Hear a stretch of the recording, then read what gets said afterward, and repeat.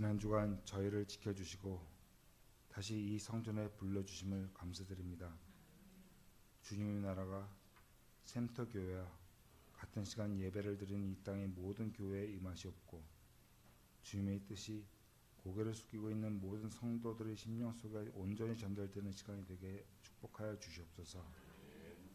주님이 주시는 은총이 가득한 예배가 되길 원합니다.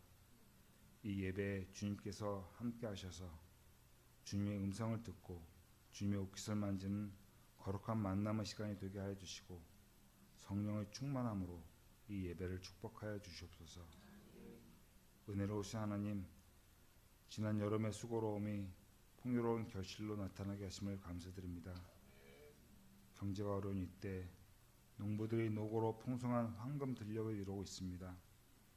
큰 자연재해 없이 추수가 마무리될 때까지 주님이 함께하여 주시옵소서. 무엇보다 영혼을 추수하는 교회와 성도들이 되게 하시고 저희가 모두 힘을 다해 주님을 알지 못하는 이웃들에게 주님 앞으로 나아갈 수 있는 길을 열어주는 전도에 힘쓰고 결실이 있는 가을이 될 수 있도록 주님 인도하여 주시옵소서. 사랑의 주님, 하나님을 더욱 경외하는 삶을 살기 원합니다. 기도 생활과 전도하는 일과 말씀으로 무정하는 생활에 더욱 정진하기를 원합니다. 힘을 더하여 주시옵소서. 특별히 저희들이 모든 처지와 생활, 행동하는 모든 것들에 성령의 충만함으로 돌보셔서 새롭게 하시길 원합나이다. 안일하게 현재 상황에 만족하는 것이 아니라 더 큰 미래를 보고 주님께서 예비하신 길로 나아가며 추진하고 계획하는 모든 일들이 형통하게 하여 주시옵소서. 주님을 위하여 살기에 부족함이 없는 삶이 되게 하시고 충성되고 헌신된 삶에 흠이 없는 신앙의 삶을 이루게 하여 주시옵소서. 믿음과 소망과 사랑 속에서 하나님을 찬양하고 주님의 사랑에 감사하면서 성령의 인도하심에 순종할 수 있게 하시며 언제나 복음을 증명하는 삶이 되게 하여 주시옵소서. 또한 말씀에 감격이 없고 죽어있는 저희의 마음에 성령의 충만한 뜨거운 감격과 찬양과 감사가 살아나는 믿음을 소유하게 하시고 게으르고 나태한 자리에서 열심과 헌신의 자세로 새롭게 변화되어지는 믿음을 주시옵소서. 우리의 목자 되신 주님, 지금 이 시간에도 목자 없는 양같이 방황하는 영혼들이 많이 있습니다. 저들 영혼들을 불쌍히 여기시고 주님을 영접하는 은혜를 허락하셔서 이제껏 추구하였던 삶의 모든 것이 헛되고 헛된 것임을 깨달아 영원한 생명을 주시는 주님 앞으로 회개하며 돌아올 수 있도록 은혜를 베푸시옵소서. 주님을 믿고 따르는 것이 얼마나 복되고 기쁜 것인지를 느낄 수 있게 하여 주시옵소서. 저들을 주님 앞으로 인도하는 것이야말로 이 샘터교회에 주신 첫 번째 사명임을 저희 성도들이 잘 알고 실천하게 하여 주시옵소서. 오늘도 주님의 뜻을 선포하시는 김청환 목사님을 성령의 충만함으로 덧입혀 주셔서 어렵고 힘든 때에 성도들을 위하여 위로하고 치유하는 말씀의 능력을 허락하여 주시옵소서. 저희 성도들에게 건강한 믿음과 온전한 사랑을 품을 수 있는 주님의 말씀을 전할 수 있게 하여 주시옵소서. 이선을 목사님도 축복하여 주셔서 길을 열어주시고 주님이 주신 사명을 감당하기에 부족함이 없도록 간건케 하여 주시옵소서. 저희 센터 교인들 모두가 기도의 일꾼들로 설 수 있게 하여 주시옵소서. 이 교회가 온전히 기도의 힘으로 153 110의 비전을 이루는 역사를 허락하여 주시옵소서. 시온 찬양대의 찬양이 주님이 기뻐 들으시는 찬양이 되길 원합니다. 성도들의 기도와 함께 주님께 영광이 돌리는 찬양이 되게 하시고 이 예배를 더욱 풍요롭게 만드는 찬양이 되게 하여 주시옵소서. 의심치 않고 기도하고 구한 것은 받은 줄로 믿으라 가르치신 우리 주 예수 그리스도의 이름으로 기도드립니다. 아멘.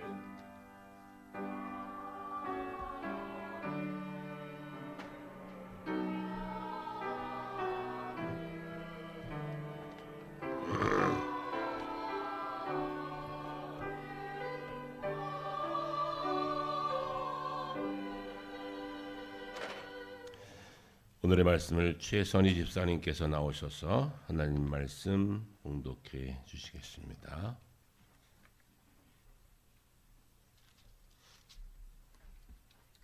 오늘 우리에게 주시는 말씀은 마태복음 13장 44절부터 46절 말씀입니다. 신약성서 22쪽입니다. 봉독하겠습니다.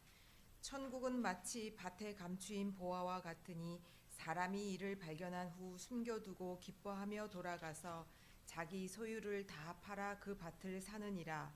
또 천국은 마치 좋은 진주를 구하는 장사와 같으니 극히 값진 진주 하나를 발견함에 가서 자기의 소유를 다 팔아 그 진주를 사느니라. 하나님의 말씀입니다. 이제 시원찬양대 하나님 앞에 찬양 드리겠습니다.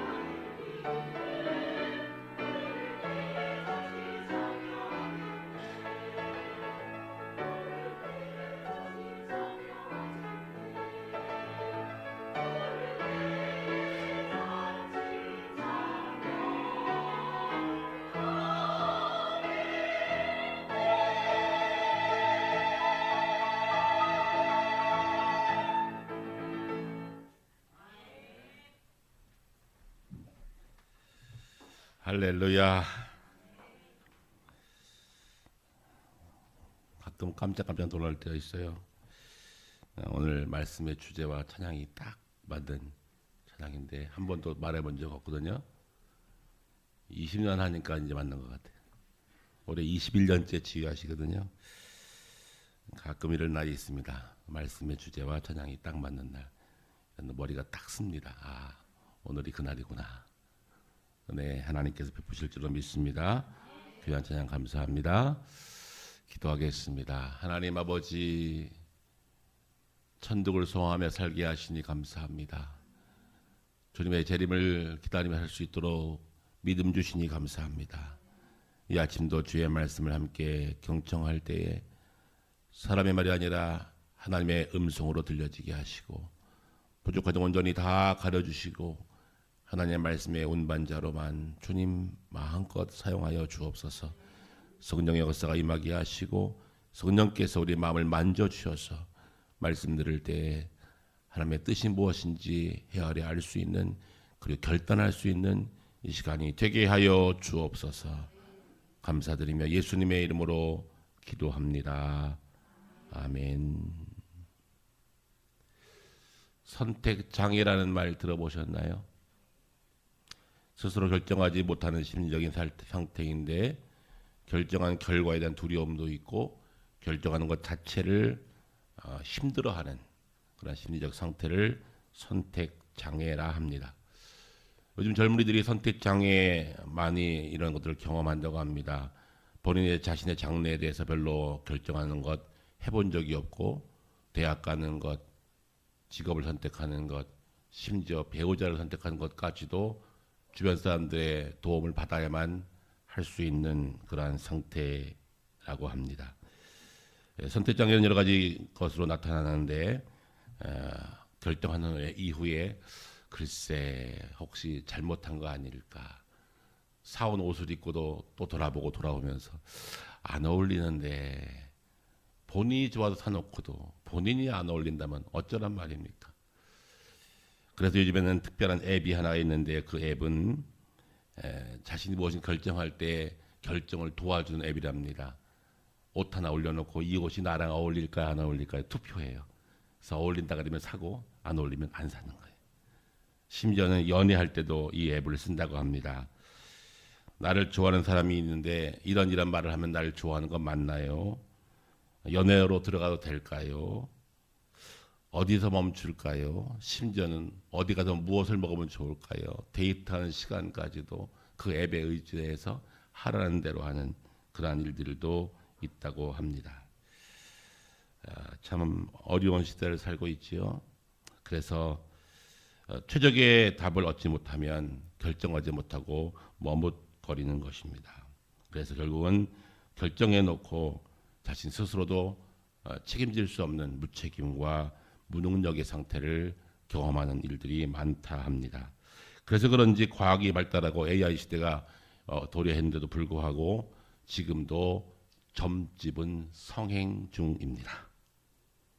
이 땅의 점쟁이가 얼마나 될까요? 대략 통계를 보니까 약 80만 명쯤 된답니다. 제주도 인구가 70만입니다. 제주도 인구만큼 점쟁이가 있답니다. 그럼 목사는 얼마큼 있을까요? 통계를 봤더니 장감성, 장로교, 감리교, 성결교 이 세 교단이 큰 교단인데 공식적으로 장감성 한교총의 통계를 보니까 83,027명이 장감성 합해서 목사님의 숫자입니다. 점쟁이 숫자의 10분의 1, 거기에 신부님까지 합쳐도 신부님도 5,673명, 그러니까 10분의 1 정도밖에 안 돼요. 그런데 놀라운 사실은 최근에 기독교 연구소에서 통계를 내는데 교회 다니는 분의 47%가 점집에 가봤다는 거예요. 스스로 결정할 수 없어서 스스로 자신의 직장도 이 직장이 맞을까요? 어떻게 하면 좋을까요? 언제 이사 갈까요? 어디로 이사 갈까요? 어떤 사람 만날까요? 스스로 결정하지 못하고 점쟁이에 의존하는 사람이 교회 다니는 분 중에도 47%가 있다는 거예요. 여기에 4명 정도는 갔다 온 경험이 있는 거예요. 평균으로, 여러분이 아니고 평균이 그렇다는 겁니다. 여러분, 예수를 믿는다는 것이 무엇입니까? 예수를 믿는다는 것은 선택하는 겁니다. 내가 내 인생의 주인을 예수 그리스도로 결정하고 선택하는 겁니다. 그리고 그 안에서의 기쁨을 누리며 이 땅을 천국처럼 사는 것이 바로 그리스도인의 삶인 것이지요. 내게 일어나는 모든 문제를 하나님께 맡기고 이제 내가 주님을 나의 삶의 주인으로 결정하고 그분을 선택하면서 그 안에서 기쁨을 누리는 것, 이것이 성도의 삶인 줄로 믿습니다. 그렇기 때문에 예수를 믿는다는 것은 큰 은혜요, 축복입니다. 내가 결정하는 것에 대해서 주님께 맡기고 평안하게 천국을 누리며 이 땅을 살아가는 것이지요. 내 삶을 주도적으로 이끌어 가시는 그분이 하나님 것을 믿고 그분을 신뢰하며 그분께 맡기고 나가는 그러한 삶이 우리 성도의 삶인 줄로 믿습니다. 그렇기 때문에 오늘 이 예배가 참 중요한 거예요. 오늘 이 예배가 무엇입니까? 이 예배는 하나님이 내 인생을 결정하시고 내 인생을 인도하시고 내 인생의 주인 되시고 내가 그분의 삶에 이 모든 것을 내 삶을 그분께 걸었다라고 선택했습니다고 결정하는 것을 다시 선포하는 시간이 이 시간입니다. 하나님께 맡겼습니다. 하나님을 선택했습니다. 내 삶의 마지막까지도 아니 마지막 천국까지도 하나님께 맡겼습니다라고 선포하는 시간이 이 시간입니다. 하나님 나에게 소중한 분이세요. 나에게 중요한 분이세요. 내가 이제 결정했습니다. 이 결정한 것 변치 않겠습니다고 날마다 고백하며 이 주일에는 그것을 함께 모여서 공동체가 같이 고백하는 것입니다. 그러기에 주일 예배가 참으로 중요한 것이죠. 엄청난 결단입니다. 내 인생의 가장 소중한 분이 하나님이라고 스스로 입술로 고백하는 것이지요. 예수님은 비유를 통해서 결단한 자의 기쁨을 우리들에게 말씀해 주고 있습니다. 오늘의 이 말씀은 주께서 비유로 천국을 설명하시면서 주신 말씀입니다.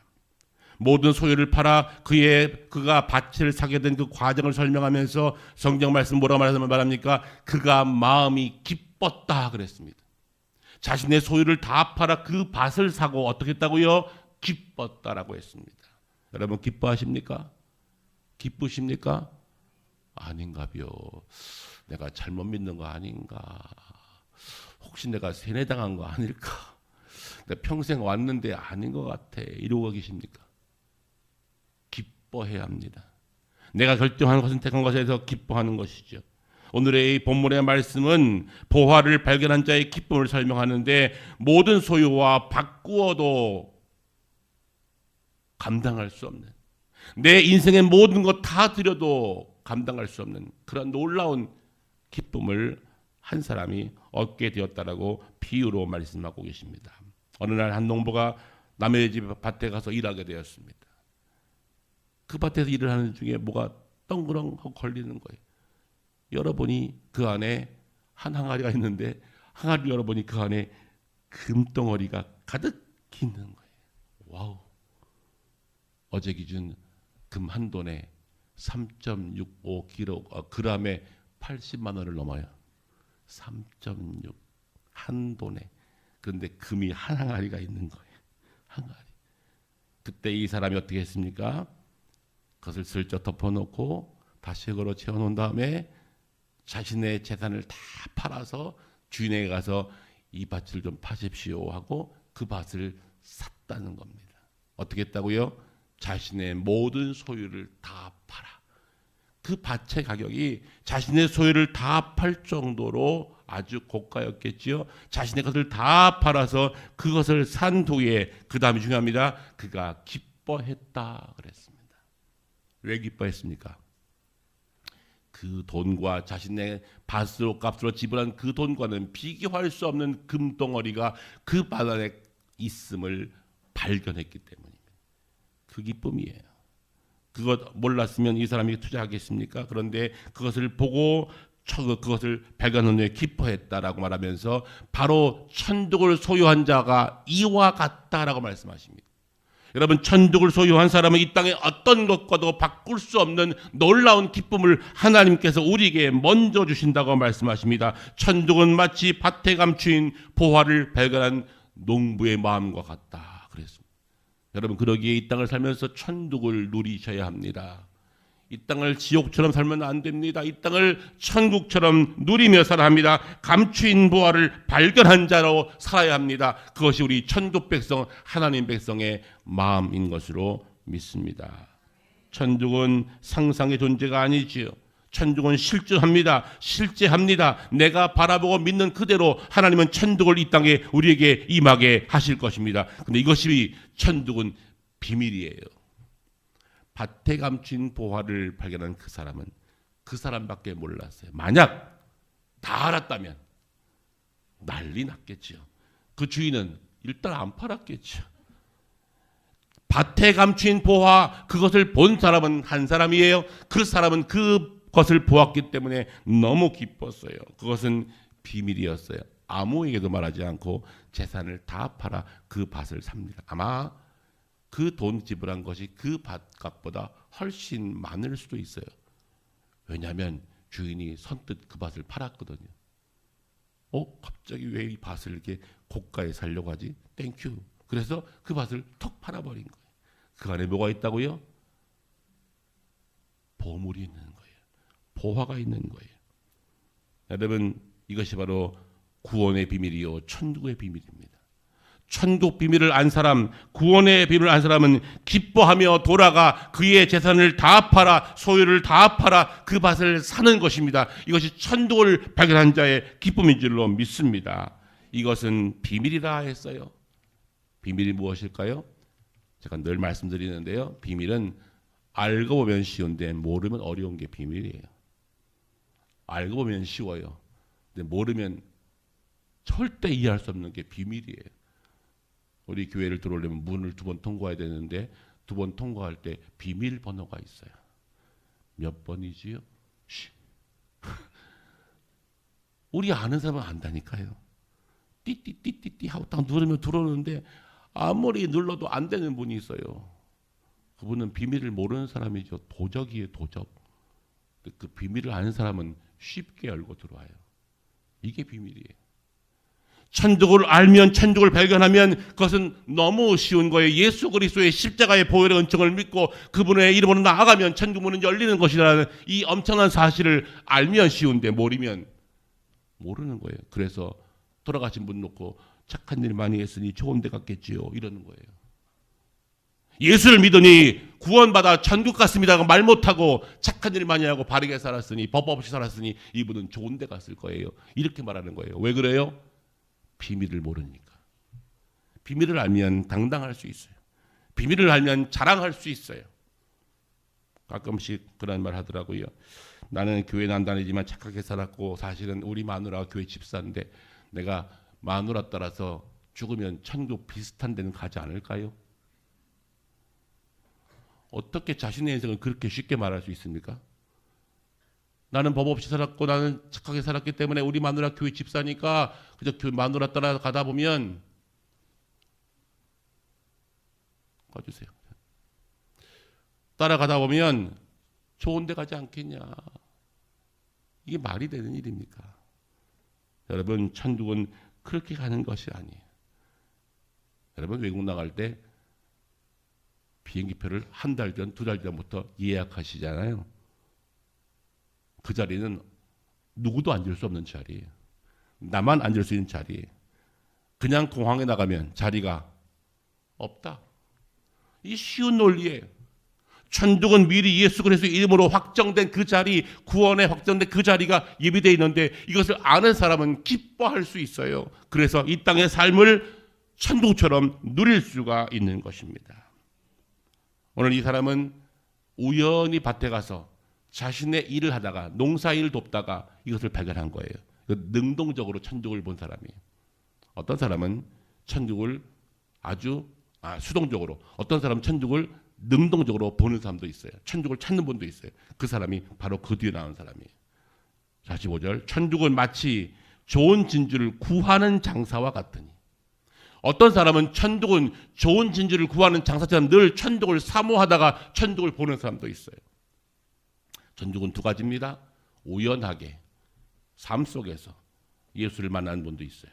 어떤 사람은 갈급하여 찾다가 만난 분도 있어요. 2가지입니다. 여러분은 어디에 포함됩니까? 2 사람 다 모두 기쁨을 발견한 사람이지요.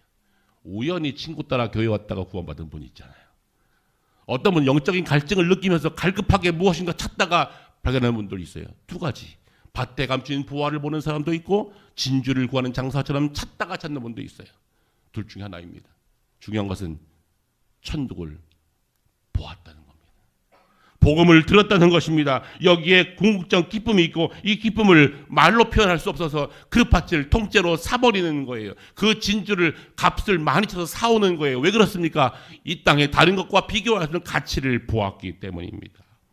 여러분, 이 비유를 통하여서 우리가 꼭 알아야 할 것은 천국은 이 땅의 것과 비교할 수 없는 가치가 있는 것이다 라는 것이지.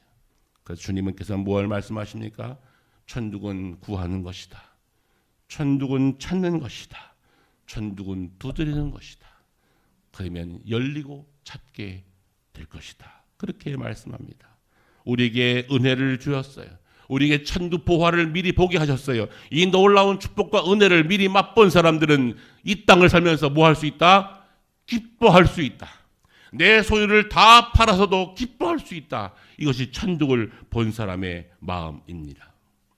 그런데 그리하지 못한 분이 계셨어요. 누굽니까? 아나니아와 삽비라입니다. 천국을 보긴 봤어요. 복음을 들었어요. 그런데 많은 이들이 자신의 재산을 다 팔아 바칠 때 재산을 팔기까지는 했어요. 그런데 다 바치지 못하고 떼어놓습니다. 그리고 사도에 가서 뭐라 말합니까? 밭을 판 전부입니다. 그랬어요. 전부냐? 예, 밭을 판 것 전부입니다. 제가 언젠가 말씀드렸어요. 차라리 솔직하게 하지. 내가 먹고 살아야 되니까 반은 빼놨습니다. 그래도 이 정도면 많지 않습니까? 많지요. 밭이 얼마인지 모르지만 밥 한 값의 절반이면 많지요. 그 정도만 들어도 돼요. 그런데 전부냐 할 때 뭐라 그랬다고요? 전부입니다라고 했어요. 거짓말을 했어요. 그 사람 그날 부부가 같은 날 죽었습니다. 밭을 팔고도 죽었어요. 무슨 말입니까? 밭을 파는 것, 그것이 얼마인가가 중요하지 않다는 거예요. 내가 내 삶의 전부를 드리는 마음으로 천국을 소유하기로 결정하면 하나님은 그 마음을 받으신다는 거예요. 어떤 분은 나는 밭이 없으니 천국 못 가겠네. 그게 아니라는 것이죠. 내 삶의 가치, 내가 중요하게 여긴 그것을 천국을 위해서 포기할 수 있느냐를 묻고 계신 거예요. 그것은 어떤 얘기는 물질 될 수 있고 어떤 얘기는 명예가 될 수 있고 어떻게든 권위와 자리가 될 수 있어요. 그것과 바꿀 수 있느냐라고 묻고 계신 거예요. 돈 바치라 이런 말 아니에요. 가끔 목사님들이 이 본문 가지고 팔아서 바치세요 이렇게 옛날에 많이 이렇게 하셨어요. 뭐 그것도 틀린 건 아니지만 꼭 그거만 아니라는 거예요. 천국을 위해서, 이 고귀한 가치를 위해서, 이 영생의 복음을 위해서 내가 소중히 있는 그 모든 것을 다 팔아 다 바칠 수 있는 마음의 결단이 있느냐? 그것을 묻는 거예요. 여러분은 가능하십니까? 우울해지셨을까요? 가능하신지요? 제가 지금 설교하고 있죠. 요즘 정치인들이 무슨 청문회 할 때 당신 왜 나한테 설교해? 이러더라고요. 기분이 별로 안 좋았어요. 그분 이력을 쳐보니까 종교가 기독교인이야. 설교는 그런 거 아니에요. 왜 설교해? 그 말의 뜻이 뭐지요? 왜 나한테 억지로 자꾸 뭘 강요하냐 그 얘기예요. 여러분, 지금 제가 여러분께 강요하는 거 아니에요. 하나님의 말씀이 그러하다고 말씀하시는 거예요. 주님께서 하신 말씀이 그러하니 결정은 여러분이 하십시오. 천국은 마치 밭에 감춘 보화를 발견한 그 농부가 자신의 것을 다 팔아 천국 그 밭을 산 것과 같다라고 천국에 관하여서 말씀하고 계신 것이지요. 이 말씀에 여러분은 응답하셔야 합니다. 우선권을 결정하셔야 됩니다. 무엇을 먼저 할 것인가 결정하셔야 됩니다. 바로 이것을 지금 결정해야 합니다. 어찌할꼬 선택 결정 장애에 빠지지 마시고 지금 결정하셔야 합니다. 이제는 결정하셔야 합니다. 왜요? 그날이 가까웠기 때문이에요. 나의 종말이 먼저 올는지 그 주님이 먼저 올는지 알 수 없으나 그날이 가까웠기 때문에 이제는 결정하셔야 합니다. 아직도 이것일까 저것일까 둘을 잡고 우왕좌왕하지 마셔야 한다는 말씀이지요. 그 사람은 밭에 감춘 보화를 보고 나서 기뻐하며 돌아가 자기의 소유를 다 팔아 그 밭을 샀느니라. 저는 이 말씀을 들으면서 그날 밤 그가 얼마나 갈등했을까? 그리고 그 가족과는 의논했을까? 제가 볼 때는 의논 안 했을 것 같아요. 의논하면 힘들어져요. 여러분, 구원은 개인적인 거예요. 구원은 누구와 상의할 것이 아니에요. 구원은 내가 결정하는 거예요. 이 시간 내가 결정하는 거예요. 내가 작정하면 하나님은 그 작정, 그 결단, 그 선택을 귀하게 보신다는 거예요. 그리고 천국을 마음에 이미 선물로 허락하여 주신 것입니다. 돈은 소중하지만 돈에서 해방되어야 자유할 수 있습니다. 육체의 즐거움 소중하지만 육체의 쾌락을 벗어나서 더 귀한 것을 붙잡을 때 자유함이 있습니다. 권력도 중요하지만 권력을 내려놓고 진정한 힘과 능력이 어디 있음을 알고 그분의 손을 붙잡을 때 자유할 수 있습니다. 여러분, 이러한 결정을 여러분과 제가 할 수 있게 되기를 주의 말씀으로 간절히 부탁합니다.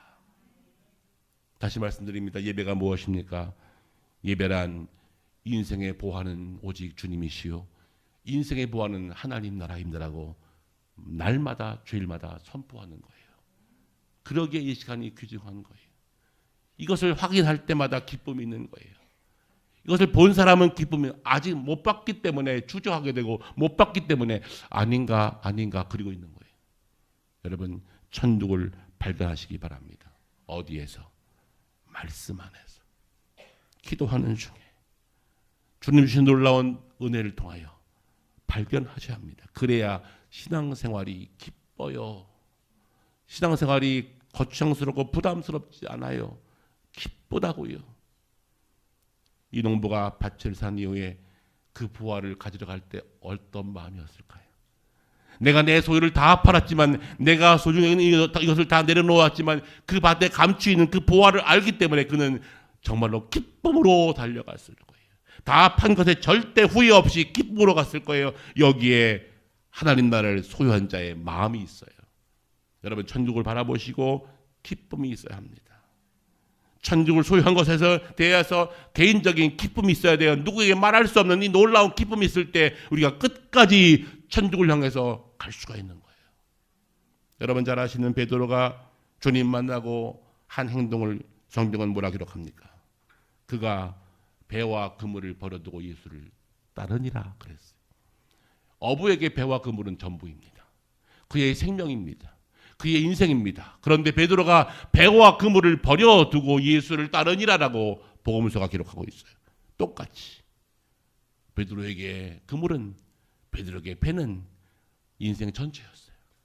그것을 버려두고 예수를 따라 제자 베드로가 되었습니다. 이 땅에서는 지금도 선택해야 합니다. 그래야 천국의 기쁨을 소유할 수가 있습니다. 신앙생활은 간 보는 게 아닙니다. 신앙생활은 잠시 들렀다 가는 게 아닙니다. 신앙생활은 눈치 보는 게 아닙니다. 신앙생활은 취미와 교양생활 아니라고요. 신앙생활은 동호회가 아니라고요. 주일날 가서 좋은 사람 만나 대화하고 오겠다. 이거 아니라고요. 신앙생활은 결정이에요. 결단이에요. 내 생에 내가 소중히 여기는 모든 것, 모든 가치를 다 드리고도 주님 나라와 바꿀 수 없다고 결단하는 거예요. 이것이 신앙생활이에요. 여기에 진정한 기쁨을 주님은 주신다 그랬어요. 보화를 발견한 자의 기쁨, 이 기쁨으로 살아가는 거예요. 그래서 성도들은 죽음 앞에서도 찬송 부르고 고난과 환난이 와도 기뻐할 수 있는 거예요. 왜요? 이것과 비교할 수 없는 천국을 소유하였기 때문에 그렇습니다. 혹시 먼 외국을 여행할 것을 예약해 놓고 휴가를 기다리면서 살아가는 직장인의 마음을 아시겠어요? 살아가는 건 지지고 볶고 힘들어요. 너무 힘들어. 그런데 그래 봐도 휴가가 되면 내가 내년 휴가 때 유럽 간다. 표 사놨어. 결정된 거야. 그러면요, 이 삶을 견딜만 한 거예요. 6개월만 참자. 그러면 뭐가 간다고요? 해외여행 간다고. 여러분, 천국을 해외여행과 비교하시겠어요? 주님께서 예비하신 피로 값주사하신 우리를 위해서 예비하신 하나님의 나라를 이것과 비교하시겠습니까? 여러분, 우리는 천국을 이미 소유한 사람들이에요. 예약해 놓은 사람들이라고요. 그러기에 이 땅을 힘들지만 어렵지만 천국을 소유한 자의 기쁨을 누리며 사시기 바랍니다. 천국을 소유한 자의 기쁨, 저와 여러분의 기쁨이 되기를 주의 이름으로 축원합니다. 기도하겠습니다.